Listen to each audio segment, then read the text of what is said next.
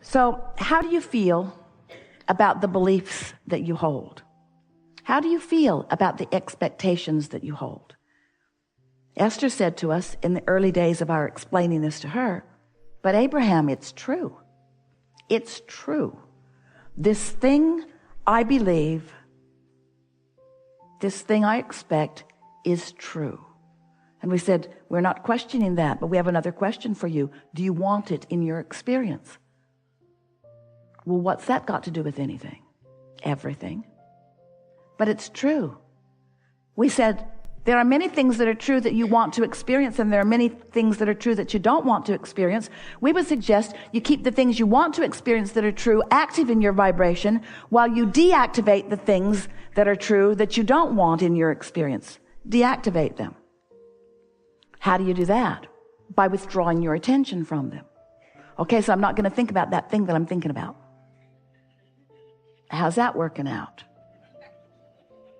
I'm not going to think about that. I'm not going to think about that. I'm not going to think about this, because when I think about this, it really bothers me, and I'm not going to think about this. It bothers me to think about this. I'm not going to think about this. I've been thinking about this for far too long. I'm not going to think about this anymore. I want you to stop doing that, you say to your children. I don't want to see that again. And your children know what to say. They want to say, then look the other way. If you don't want to see it, then don't ask me to stop doing it. Just look away. And that really is our message to you. You could learn it from your children. Just look away. Well, that feels odd in a reality-based society, doesn't it? Because most humans have been sorting the realities, the manifestations, into piles. These are good piles, and these are bad piles, and these are not so good piles. And we say, but then by the time it's manifested, that's not when we want you to try to apply your focus. It's hard not to notice things that are around you if you've got a vibration that's active within you. So yesterday, Esther was thinking, just a train of thought. She was thinking about a new album of current seminars that she's pulled together. It's called a seasonal album. And she was working on the album covers and enjoying the process of selecting the product for it. And so she was thinking about these wonderful edited versions of some seminars and how fun it was to put a really beautiful album cover on it. So she was just enjoying that thought.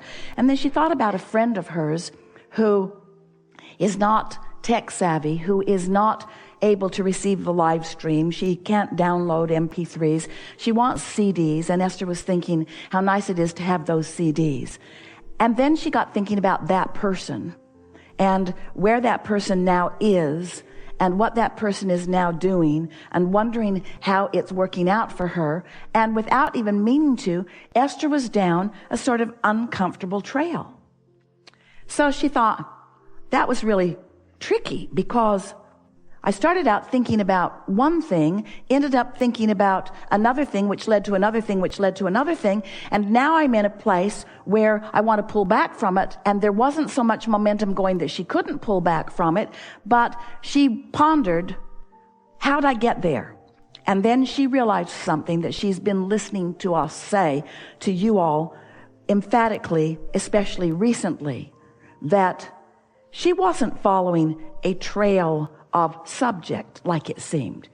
You know how you can do that? Do you ever play that game? Well, first I thought about that, and then I thought about that, and then I thought about that, and then I thought, I got here because first I was thinking that, and then I was thinking that, and then I was thinking that. Have you ever played that game back? Well, stop it. What she has been hearing us say, rather than choosing the thought because of the subject matter, choose the thought because of the way it feels. Choose it vibrationally. Get the ball rolling, momentum, by choosing the way you want to feel, which will lead you to the thought, which will then lead you to another thought, which will then lead you to another thought. And even though you might jump subject, you won't jump vibration. Now, does that make sense to you? Have you been listening to us enough to know that there is a vibrational content that is the basis of your point of attraction? It's not subject. It's vibrational frequency. In other words, If you're on the ornery disc, we've been describing the emotion that you might be feeling in a moment as actually selecting a vibrational point of attraction. We are calling those your point of attraction, your grid, or called it so many different things you don't know what we're calling it. But it's the place where you stand. It's spinning because it's attractive. It's calling to it other things like it. So let's say that, like on the emotional scale, you could be on the fear disc, or you could be on the ornery disc, or you could be on the happy disc. You could be on the joy disc, the loving disc, the anger disc, the resentful disc, the fear disc. In other words, you can choose your point of attraction, and in fact you do, all day, every day. So let's say that for whatever reason, you're on the ornery disc. Don't you notice when you're on the ornery disc, when ornery is the vibrational frequency that you've got going on, that the subject matter can skip all over the place? You're ornery about the way your children are behaving. You're ornery about the way your spouse is behaving. You're ornery about the way your government is behaving. You're ornery about the way traffic is behaving. You're ornery about the way the weather is behaving. You're ornery about the way the cat behaved. In other words, doesn't matter what the subject is producing orneriness within you. And most humans do not understand that you can control the ornery factor. You can control how many ornery things you rendezvous with or how many happy things you rendezvous with. But you can't do it after you've rendezvoused, because after you've rendezvoused, there's so much momentum going. Well, you can, but you usually don't. After you've rendezvoused with something that makes you feel ornery or makes you feel fearful or makes you feel angry or defensive or guilty or blameful, there's enough momentum going that other thoughts like that are going to join them. Haven't you noticed that? Ever had a conversation around dinner and somebody gets started and you all sort of pile in? And before you know it, you're explaining things that happened 20 years ago that felt just like that. And one might say, well, what's that got to do with now? We say everything is the same vibrational frequency. You just reactivate it again. So every thought that's ever been thought still exists. You have the potential of activating anything right here, right now. And it doesn't take very much focus upon it in order to activate it with enough momentum that it begins to be a point of attraction for you where things like it are going to start showing up. And you know what the first thing that shows up once you find yourself spinning on one of these discs? The first thing that happens is more thoughts like it join it. Momentum. And the next thing that happens, and right on the heels of it, is you have an emotional, we're going to call it an emotional manifestation. Because emotion is a manifestation, isn't it? Don't you want to call it a manifestation? You can feel it all through you. Esther was watching a movie on the airplane the other day, and she found herself emotional. It wasn't even happening on her airplane. It was just something that she was focused upon. The thought was producing emotion within her. So, we want to talk to you about anything that is important to you. We have a few things that we'll wedge in the crack around the subjects that are important to you. We want you to know, we want you to leave here knowing unequivocally that you are the creator of your own reality, which means you are the focuser of vibration, which equals your point of attraction, and all things follow that. We want you to know that you have the ability to have complete and utter control of your focus, but it takes a little while to focus upon it. We want you to know that we've written so many books, and there are more coming, and in all of the books, and there are more coming, are processes that help you in your focusing yourself into alignment with who you really are.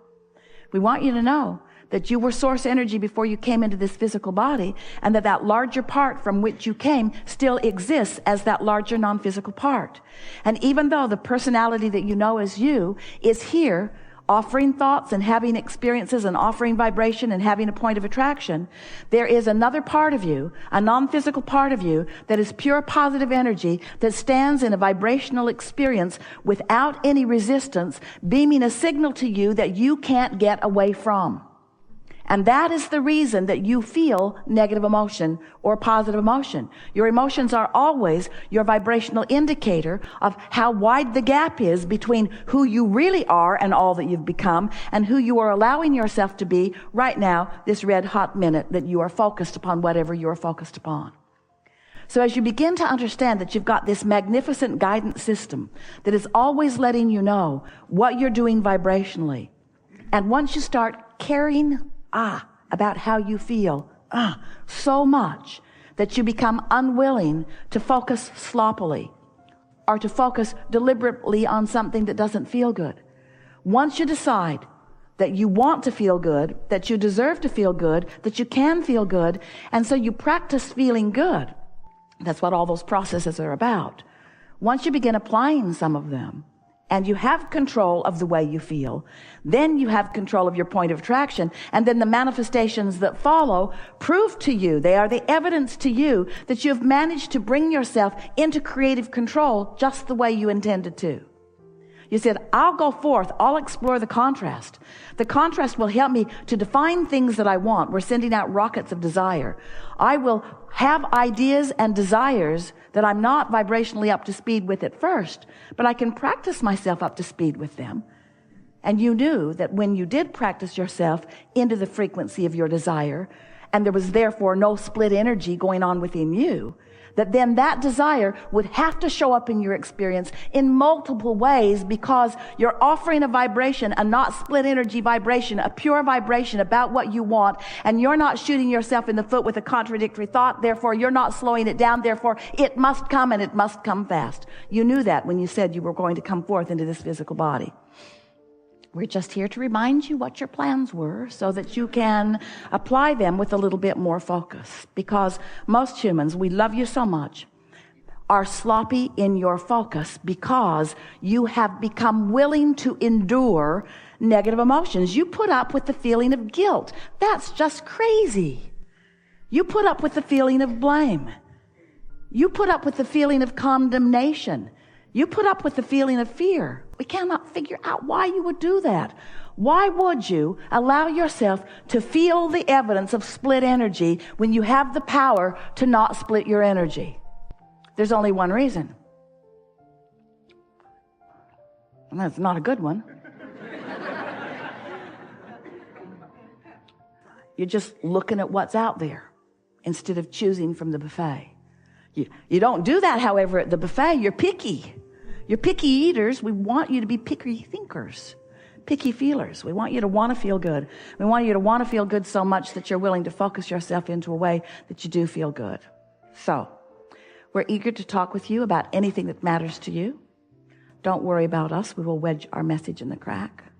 We want to bring you around to knowing that the earlier in the day that you decide that you're going to focus in a way that feels good, then the more momentum you'll get toward that, and the more magnificently your day will unfold. But there's always another day. Sometimes you say to us, it's quite cute when you say it. You don't say these exact words, but you say something that means the same as this. Abraham, I have fallen out of an airplane and I do not have a parachute. Would you please advise me as to what I should do now? And we say, hang on, it will be over shortly. Momentum, you say. But you could wake up tomorrow and you could lie in your bed and just find some little particle of something to appreciate, and you could hold your attention upon that for as little as 17 seconds and you could get a whole other ball rolling, you see. And so if you decide that you're going to do that, on the first morning, you probably won't make it till breakfast before you begin rolling the way you've been rolling. But the second day it'll be easier, and the third will be easier. And once you've done that for 20 or 30 or 40 or 50 or 60 days, what you're going to begin to notice is that you can get out of bed on the right foot. You can get off on the right vibrational start. You can get a vibration going within yourself that perpetuates more that feels good and more that feels good and more that feels good, until eventually you will have such a force field of positive energy swirling around you that anyone with negative intentions just bounces off of you, because you are vibrationally different frequencies. So it can't be any more than you can set your radio dial on 101 and hear what's being broadcast on 97. In other words, the frequencies have to match up. When you've got a frequency that is well established, then things that match that well-established frequency will be your experience. And that is what deliberate creation is all about.